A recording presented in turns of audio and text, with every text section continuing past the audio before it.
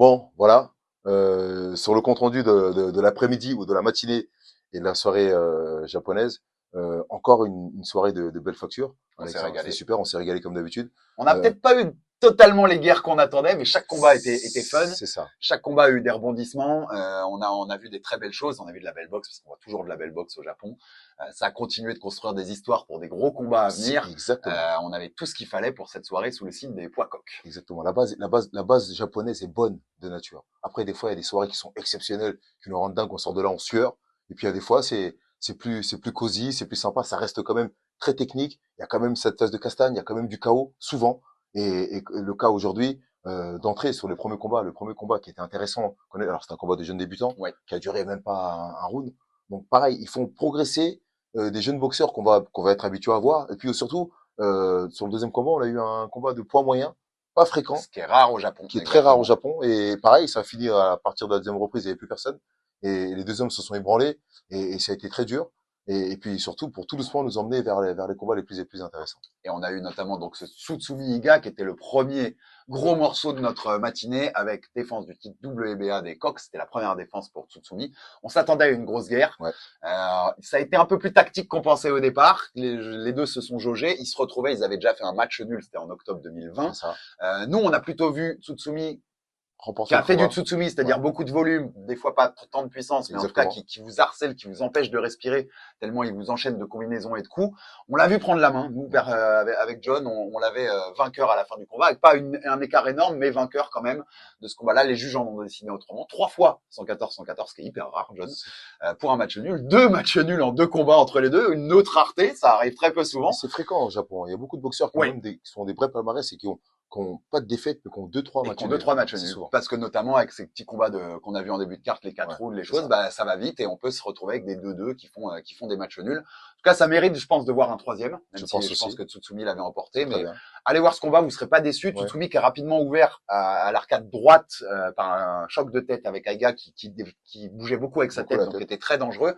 Mais dans cette adversité, avec cet œil qui saignait pas mal, même si c'était pas de grosses marées de sang, John, tu l'as dit aux commentaires, il a su quand même Trouver la être au solution. rendez-vous, trouver la solution, continuer à faire du Tsutsumi dans le volume, dans l'agressivité et mériter de conserver sa ceinture WBA. Et le combat s'est emballé après un knockdown pour lui, un knockdown qu'il a infligé aussi à son adversaire, à Iga. Et puis finalement, le combat a été à sens unique parce qu'il a roué de coups, il lui a mis des coups pendant quasiment 4 reprises.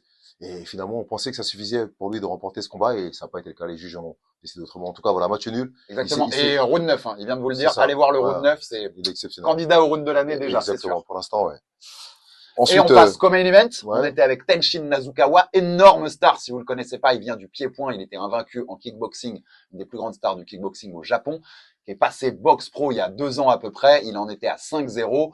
Il était déjà bien classé dans toutes les fédérations mondiales, mais il passait un test face à Jason Moloney, ancien champion du monde WBO. En gros, c'était savoir est-ce que Tenshin est prêt pour une chance mondiale. Je crois qu'on a eu notre réponse, John, et il est prêt. Il est en train de, alors moi je dirais, il est en train de se rapprocher. Voilà, Il a commis des oui, petites il erreurs quand même s'approche d'être prêt. face à un Bologais à qui il s'est rendu le combat très facile.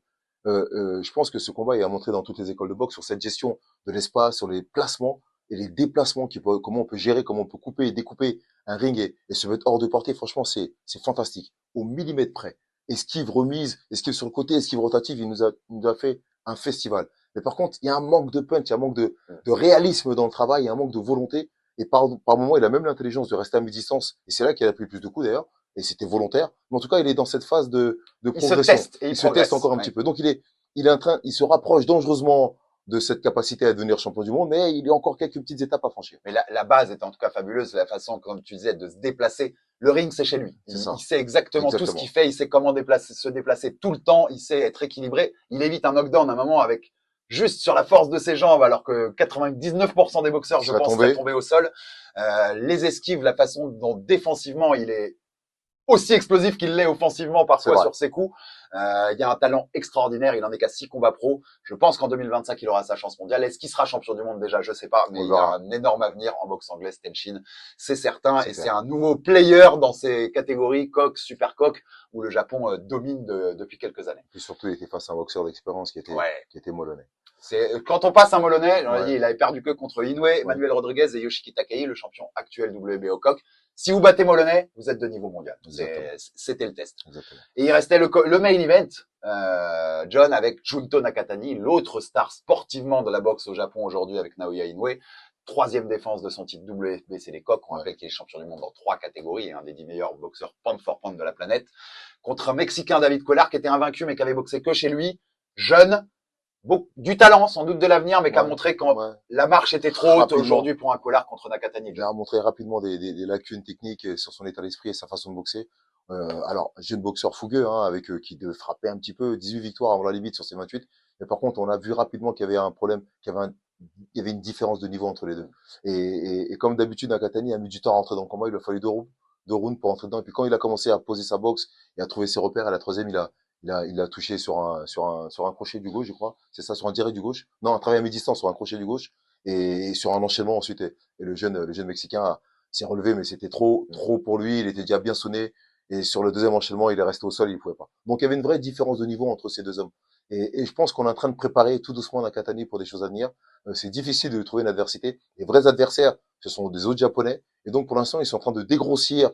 Ils sont en train de les faire connaître, de les faire coter pour pouvoir ensuite les faire rencontrer. Et je pense que mine de rien, il y a un petit tournoi qui se prépare à l'horizon et qui va rendre cette catégorie excitante, qui est totalement maîtrisée par les 4 catégories. Les 4 ceintures sont détenues par des Japonais. Donc ça nous promet encore des belles soirées. C'est l'idéal de faire ce tournoi-là. C'est écrit presque quand il y a 4 Japonais qui ont les 4 ceintures. Il y a Nishida, le champion IBF, qui était dans le ring à la fin. Donc ça se dessine. C'était ce qui était dans les plans avant même ce combat-là. Là, ça fait la 3e défense contre un non-japonais pour Nakatani. Les 3 autres champions japonais, il est temps. Il est temps de se tester dans ces unifications qui lui permettra de devenir plus star, plus populaire aussi, pas qu'au Japon, mais à travers le monde, et de encore mieux vendre cet énorme showdown, le plus grand combat sportivement, en tout cas, de l'histoire de la boxe.